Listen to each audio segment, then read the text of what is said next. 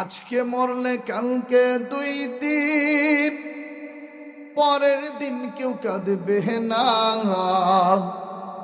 যাদের জন্য করলা কামাই, মরলে তারা চিনবে না।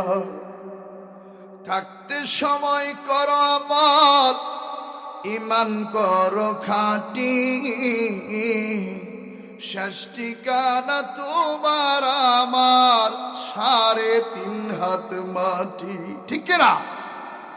কত কষ্ট করে তুমি গড়লা সাদের বাড়ি, সেই বাড়িতে ঠাই হবে না, যাইতে হবে সারি। কত কষ্ট করে তুমি গড়লা সাদের বাড়ি, সেই বাড়িতে ঠাই হবে না, যাইতে হবে ছাড়ি।